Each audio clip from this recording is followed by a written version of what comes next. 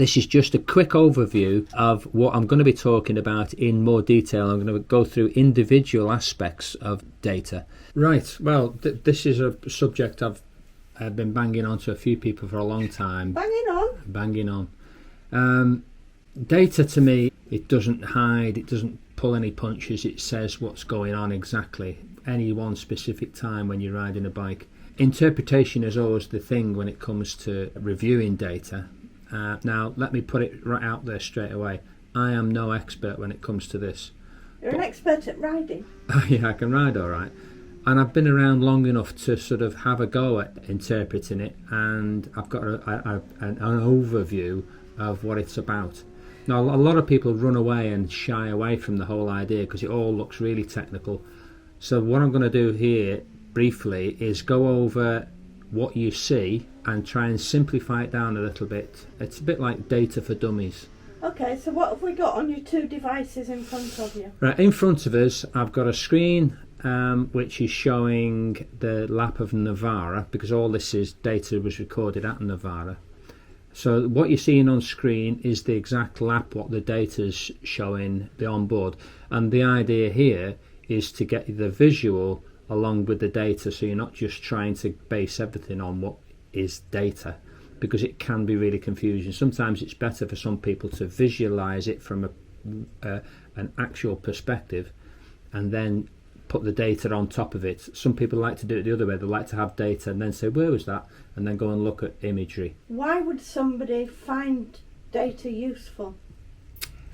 It identifies issues and problems that you might be having, because all of this is a bit of a triangle, in the sense that one of the things which is a really tricky thing to get round is what the bike feels like and what's going on underneath you, how the bike's responding.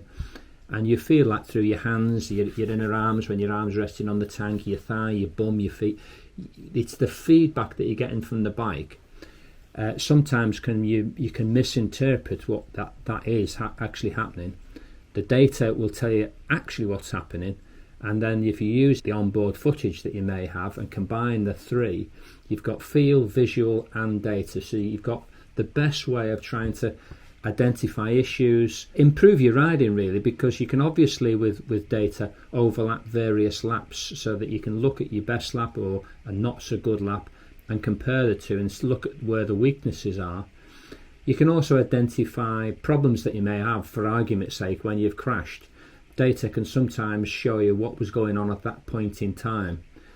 So you can look for failures, you can look for, where you're exceeding angle of lean, or where you're over braking or something like that. Something that when you've gone down in a cloud of snot and you stood up in the gravel, you often think to yourself, what happened there? Sometimes data can help with that. So who's it for? Absolutely anybody. I was doing it from a perspective purely for a bit of fun, because how many people have you seen sitting in a garage? They've either gone away on a European track day or a UK track day, and they kind of sat there, they fuel the bike up and they're waiting 45 minutes for the next session. They're kind of twiddling their thumbs, or they're looking on the phone, or they're kind of a little bit bored. For me, it was a great little play thing, but also giving me valuable data. So let's kind of get into it a little bit. We're looking at Circuit Navarra, and this was actually recorded on midway through the second day. The one thing, if you're going to get involved in data, is don't just do endless recordings.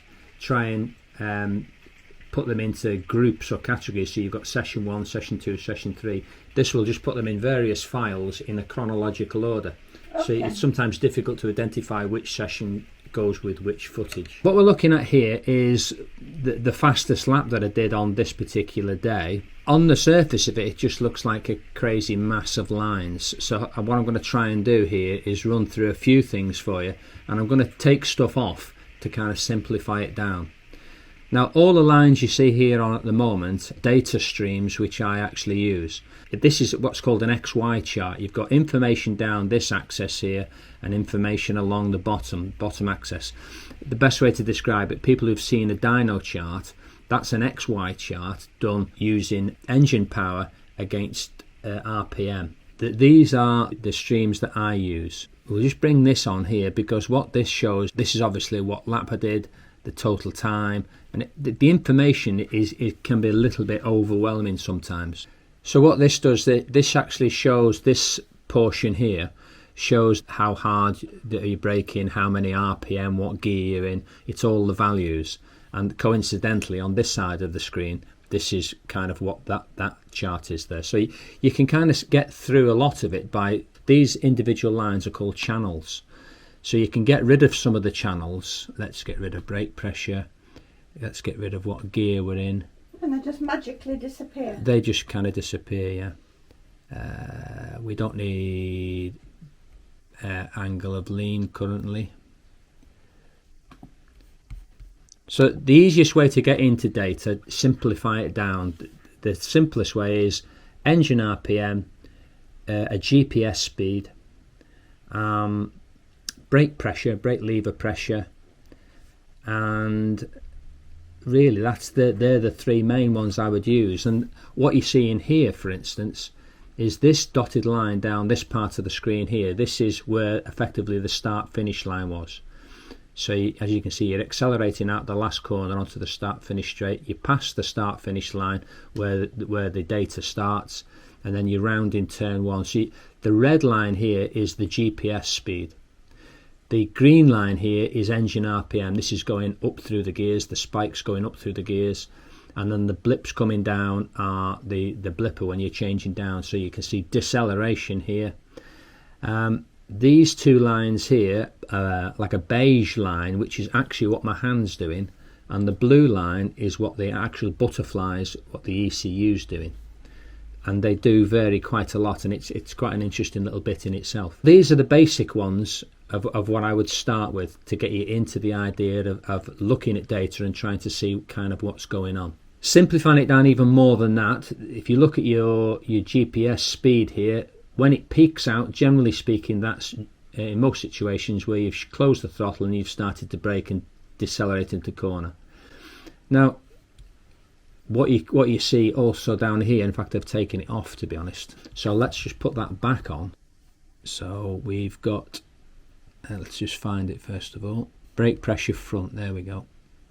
Yeah, I'm a technophobe in that respect, and I really do struggle with it. But either way, if you look at the speed trace coming up here, it gets to a peak and I've started to decelerate. You can tell that because these are the two throttle positions, and almost identical at the same time you get the peak. That's where I've shut the throttle and closed the throttle into the corner. The deceleration starts, and coincidentally this purple line here is where the brake pressure starts to increase. So that's kind of a simple way of looking at it. I go into it a little more detailed. I like to look at what angle of lean I'm doing all this sort of stuff. So let me just try and find it now, because these are all channels that you have access to. I need that one, banking, angle of lean. Oh, it looks complicated. There we go. So I've got banking now. Now the angle of lean is this weird line up at the top here. And it doesn't seem to bear any relation to anything. You know, you can tell if a line's going up and down, it's kind of generating speed or power, and if it's going down, it's losing speed or power. But this line here is a little bit quirky. So what you have to do is, when you're using this cursor here, if you click on the GPS here, that means the cursor now will be following what the actual angle of lean is. So you can see, gone over the start finish line into turn one. Now at turn one, Navara, it's very similar to Misano, is you tip in, you basically roll back out the throttle and tip it into the corner, and then there's a tiny straight and then a second kink in the corner, then another tiny straight, and then you're into a hairpin. Yeah, so you can see here we're accelerating over the start finish line, arriving at turn one, roll off into turn one. It's a very high speed tip into the corner. There's a tiny straight, you then brake, then because you don't actually brake before you get to turn one, you tip it in and then brake. Turn one. There's a second part of turn one here, a little blip of throttle, and then you're into turn two, which is the hairpin at the end. So on the data, you can see the acceleration down the start finish straight. you ease back as you tip into turn one. You don't sort of kind of whack the throttle short and hit the brakes. It's one of those kind of roll into the corners type of things. You then go round or along the short straight before the next kink, and then you see here quite a rapid deceleration, because at this point I'm braking quite hard. In fact, if you look on the top of this peak here, it's 7.5. I think it's 7.8 bar of pressure, 7.5, 7.8 bar of pressure, and that ironically as well is at 37.5 degrees of lean. So the bike's fairly well over, and you're kind of getting rid of speed relatively quickly.